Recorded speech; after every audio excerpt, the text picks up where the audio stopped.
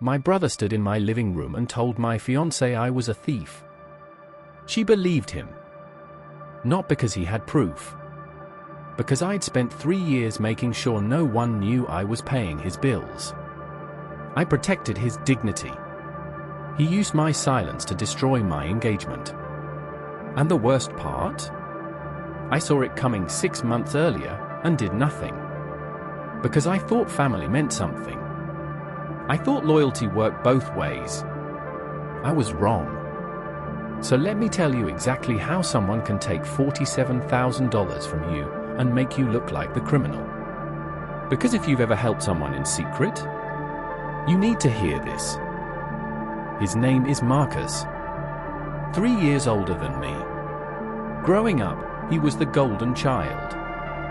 Star athlete. Charismatic. The guy everyone wanted to be around. I was the quiet one. The one who studied. The one who had potential but never quite lived up to Marcus. And I was fine with that. I loved my brother. I looked up to him. So when his life fell apart, I didn't hesitate. He got divorced. Messy one. His ex-wife took the house, the car, most of their savings. He was left with nothing but a lease he couldn't afford and a job that barely covered groceries. He called me one night. 2 a.m. Drunk. Crying. He said, "I don't know what to do, man. I can't ask mom and dad. They'll just say I told you so." Our parents had warned him about rushing into marriage. About spending beyond his means. About the girl he married. They were right. And Marcus couldn't face that. So I said, "How much do you need?" He said, "Just this month. I'll figure it out." The rent was $1,850. I sent it that night.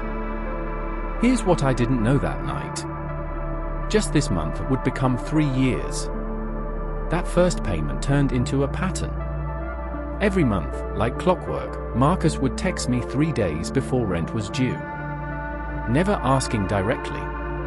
Just signals. "Man, work has been brutal. Feels like I'm drowning. I don't know how people make it in this city." And I'd respond, "I got you." I didn't want him to beg. I didn't want him to feel small. So I made it easy. Wire transfer to his landlord. Direct. Clean. No paper trail between us. I told myself I was being a good brother. But really? I was making it comfortable for him to never fix his situation. Month 6, I postponed my own wedding. Told my fiancée, Sarah, we needed to wait until I got a raise. Month 12, I skipped our planned trip to Greece. Told her work was too busy. Month 18, I started taking overtime shifts. Freelance gigs on weekends. Anything to cover his rent and keep my own life afloat. And through all of it, Marcus looked fine. New clothes. Going out with friends. Dating. I didn't ask questions. I didn't want to make him feel guilty. Sarah noticed, though. She'd ask, "Why are we always broke? You're working all the time." And I'd lie, building savings. Investing in our future. I couldn't tell her the truth. Because the truth meant admitting my brother, the golden child, had become my dependent. And I couldn't do that to him. Things changed in year 3. Marcus met someone. Her name was Vanessa. Influencer type. Whole life on Instagram. Suddenly, Marcus was traveling. Nice dinners. Concert tickets. New car. And he was still texting me every month for rent money. I finally asked him, "Marcus, man, how are you affording all this?" He said, "Vanessa has money. She likes to treat me. What, I'm not allowed to enjoy my life while I get back on my feet?" I wanted to say, "You've been getting back on your feet for 3 years. But I didn't. Because I didn't want to sound resentful. I didn't want to be the bitter little brother who couldn't just be happy for him. So I kept sending the money. But I started pulling back in other ways. When he invited Sarah and me to a party at Vanessa's place, I said no. When he asked me to lend him extra money for Vanessa's birthday gift, I finally said, "Marcus, I can't. I'm tapped out." He didn't get angry. He just said, "Okay, no worries. I'll figure it out." And that was it. No guilt trip. No pushback. Just easy acceptance. That should have been my warning. Because Marcus had already moved on to plan B. It happened on a Sunday afternoon. Sarah and I were at my apartment. Meal prepping for the week. Talking about finally setting a wedding date now that my finances were stabilizing. Then Marcus showed up. Unannounced. Which wasn't unusual. He still had a key. But Vanessa was with him. That was unusual. He said, "Hey, we need to talk. About some money stuff." I thought he was finally going to thank me. Maybe even tell Sarah the truth so we could all move forward. I said, "Yeah, of course. What's up?" He looked at Sarah. Then he said, "I've been lending your fiancé money for the past 3 years. And he hasn't paid me back a single dollar." The room went silent. Sarah looked at me. Confused. I said, "What?" Marcus pulled out his phone. Showed her screenshots. Venmo requests. Text messages. All fabricated. Messages that said things like, "Marcus, can you cover me this month? I'll pay you back, I promise. Just one more time." I stood there, frozen, watching my fiancé read lies that looked like truth. She said, "Is this real?" I said, "No. Sarah, I've been paying his rent. For 3 years." Marcus shook his head. Calm. Almost sad. He said, "Man, I didn't want to do this. But you keep dodging me. You owe me almost $50,000. Vanessa put her hand on his shoulder. Supportive. Like he was the victim. Sarah looked at me. And I had nothing. No proof. No screenshots. No paper trail. Because I protected his dignity. I paid his landlord directly so there'd be no record between us. I'd made myself look like exactly what he was accusing me of. Sarah didn't break up with me that day. But she didn't believe me either. She said, "I need time to process this."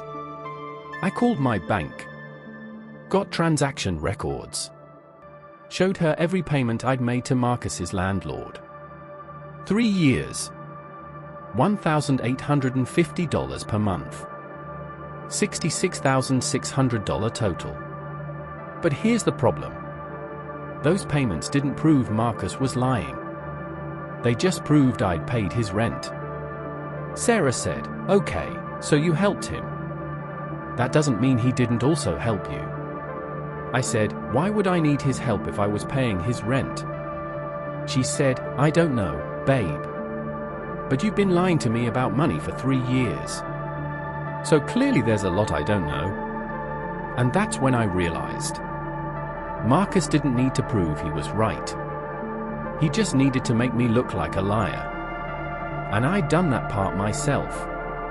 I called Marcus. Over and over. He didn't answer. I showed up at his apartment. He wouldn't open the door. Finally, he texted me. "I'm sorry you're upset. But I can't let you keep taking advantage of me. I need that money back. If you can't pay me, I'll have to explore other options."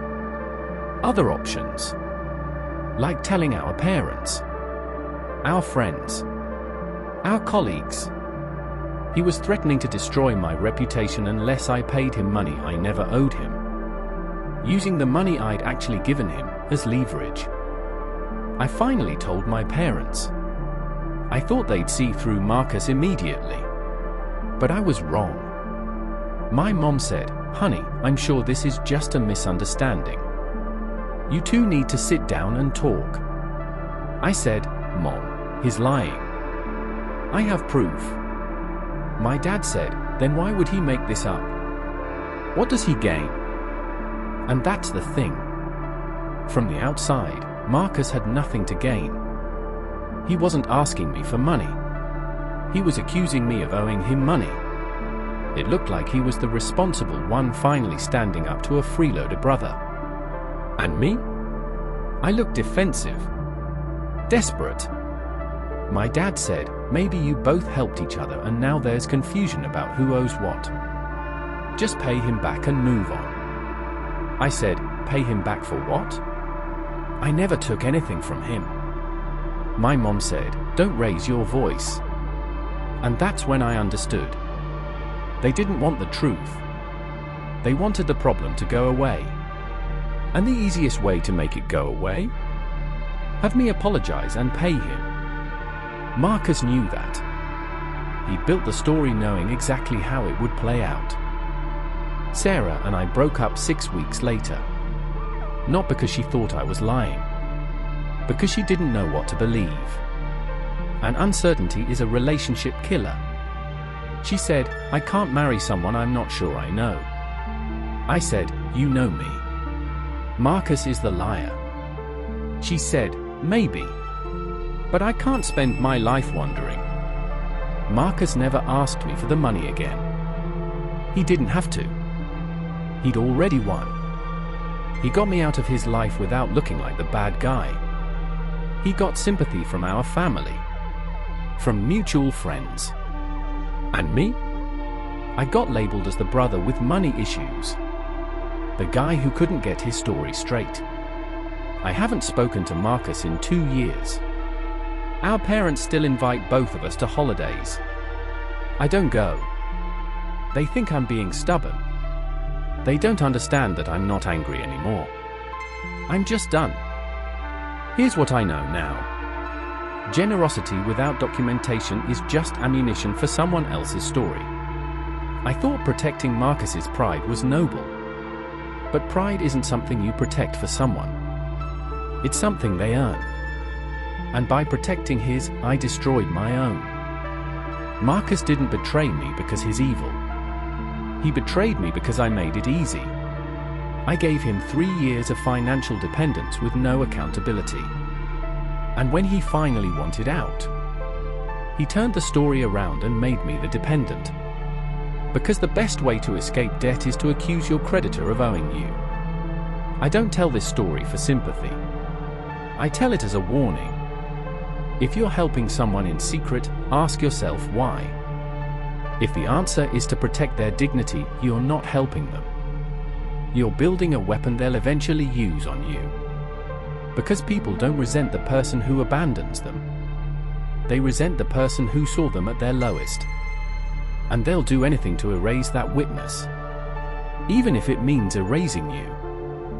The person you save will never forgive you for knowing they needed saving. Drop your story in the comments. You're not alone.